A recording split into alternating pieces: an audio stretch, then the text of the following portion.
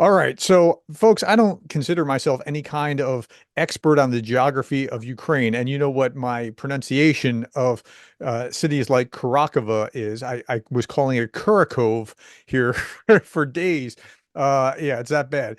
But Greg Terry happens to be an expert. Greg, how long have you been in Ukraine, by the way? I've been working in Ukraine 26 years, and we're close to 25, so it'll be 27 years. Yeah. So he's been in Ukraine. He's been over the highways, like the dam that was just blown. He's been over that ground again and again. So I asked him to help us understand what we see. What I recognize, even at my distance, is this isn't good. There's a reason that it happened, and the Russians are more strategic than you'd give them credit for. Like we like to think that they're stupid. They're not stupid. They're actually trying to choke something off. But I'm going to let you talk about how that works. So, Greg, thank you for joining me. Well, thank you, Prof. Let's zoom right in and think about Kurakhove for a second. Pre-war population, 20,000 people. So when we're talking about the reservoir and the lake there that supports Kurakhove, it doesn't just support Kurakhove, it supports the surrounding towns and villages. It's a very important reservoir just for civil engineering, but that's not what we need to focus on. I just want people to understand the size of Kurakhove, 20,000 folks. On the west side of Kurakhove is the reservoir. And on the very west side of the reservoir, that is where the dam is located. And it is connecting Kurakhove and a little town called Stary Tirnu. And that location there connects to three specific locations that are adjacent to the Volcha River. So when we talk about logistics for a dam being blown, there is a reason that this is important. But I And want so people to, let's establish okay. the before we get to the reason. Both sides are trading sides, saying Ukraine did it. No, Russia did it. Ukraine, I don't think benefits in any way from this, right? I mean, there's really nothing that is going to be positive on their side of the equation, which would lead me to believe that Russia actually did it. And so, tell us why. So logistically speaking, there is no benefit for Ukraine to blow this dam. Hmm. None. First of all, this is not like the Novakhovka dam that was blown, where that was so detrimental to the environment and to the war effort, and still will wreak havoc for decades. Let's just be honest with that water basin, with that dam blown. This actually is a smaller reservoir, and Ukraine absolutely would never blow this dam because it floods villages where Ukrainian soldiers are logistically Hmm. based to fight for Kurakhove. So Yeah, there's absolutely no logic. Now, I do have the video of the dam being blown. I can drop it in my yeah. No, Discord later. I've shown it this morning. Okay. Yeah. So that's not an issue. But Yeah. yeah, it creates a headache for the Ukrainians and makes it more difficult for them to defend this area. And why it's important to defend the area, I don't want to steal your thunder. Well, Kurakhove is a logistical hub city.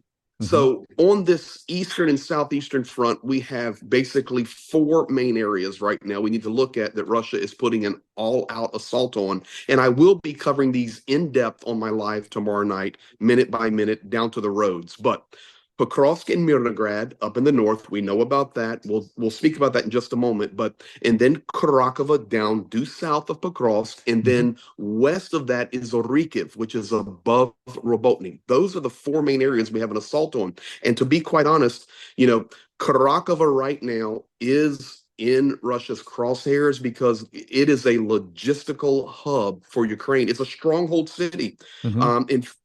In fact, I can tell you there are some pretty well-known YouTube channel guys that has made it public. This is where they had served. Like Operator Starsky served in Kurakhove 10 years ago, 9 years ago, 8 years ago. So Kurakhove is a logistically, and that's not OPSEC or anything off Starsky. He said Yeah, it. yeah. I'm just sharing it. But this is the level of that city that Ukraine's been holding so long, and it's vital to the infrastructure for Ukraine to be able to defend that southeastern corner. So it's a hub and the roads are important. So there's a couple of things going on here. The road, so two main roads, and we're speaking about Kurakhove right now. There is a paved highway that runs from Zaporizhia to Kurakhove. Hmm. That road is completely under assault now, and we'll speak more about that in a moment. And then the second main paved road, especially as we're moving into winter, and winter is coming.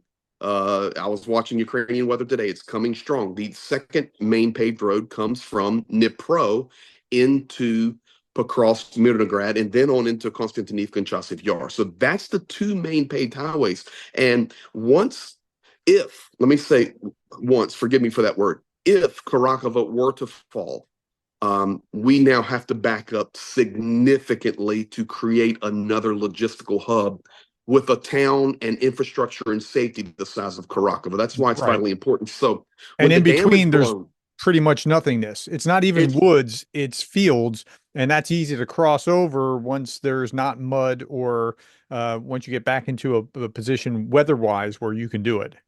massive open fields with small towns and villages dotted along it, with the terrain sloping down from the north to the south towards the Black Sea and the Sea of Azov. That's what it looks like. It does not look like Kharkiv. It does not look like Donetsk. There are not massive forests. It is wide open plains. This is why Kharkiv is so important. Specifically looking at the dam, Ukraine has already evacuated the three small villages to the west of that dam that was blown. They are Mhm. Stary Tirnu, Dachny, and Shevchenko, the three Easy. villages. That's easy for you to say. I know, but you're learning as well. We had our lesson last night. But these villages, civilians are evacuated. And, normal person looking at that would say, okay, great. We got the civilians out. Greg, you're telling us today it's not so important, but it's still has some key role to play in the defense of Karakovo. Well, the most important thing, and this is not operational security, this is not, giving away information. This is public knowledge. Mhm. Ukrainian soldiers often take residences by renting the homes of Wow. people who have evacuated in these villages. They do not invade them. They do not throw people out. They do not take them. I have slept in many of these homes on the frontline positions. They are even better treated than when the homeowner was there. They're cleaning, they're maintaining everything. So I want people to understand that. The Russians But clean out Russian homes in Kursk. they do exactly. It's the opposite story, but this is the truth about Ukraine that the world needs to know. They're wonderful people, and this is why we're fighting for them and fighting alongside them. But when we have to evacuate these three villages in rising water, that does affect Ukrainian soldiers. Yeah. They have to move. Their Yep. supplies have to move. Their weapons have to move. Their drones have to move. Their vehicles have to move. They have to back up. So this does have a net positive for the Russian Yeah. offensive against Kharkiv right now. Everything that I can see shows that the Russians are on the move in a significant way, and it's just bad all the way around. Today was On a the on the southeastern corner of Kharkiv, we have some evacuations going on or some movement out of Ukrainian soldiers to save lives right now. Russia's made a pretty strong advance south of Karakovo over the last 24, 36 hours. So it's probably good. I'm delaying my frontline update till tomorrow because we'll have a lot more clarity on that Karakovo front. We'll spend a lot of time looking at it. And just really for people to understand, you nailed it. Once you're out of a Karakovo, it's pretty much open plains, yeah. open plain lands. Yeah, and so I was saying the Russians are on the move. Highest casualty rate yesterday, highest casualty rate after yesterday. Today, I mean, today was worse than Yes. yesterday. And I said this morning, but we think about that, yay, that's happening. But wait a minute, there's another side of the equation, and there's going to be casualties on the Ukrainian side. So this is hard slogging right now. This is not where you want to be if you can avoid it. But okay, so Well, if I just give me 30 seconds on that. yeah, The numbers are great. Ukraine is doing a phenomenal job with their equipment, with the amount of supply they have, yeah, with yeah. the amount of soldiers they have to wreak that much havoc on the Russian cannon fodder that are rolling these lines right now to make as much movement. And we can speculate a little bit. Of course, administration changes, moving into the winter. They're making an all-out assault right now, partnership with North Korea, Mhm. Iran, et cetera, et cetera. But the bottom line is they're chewing up some ground.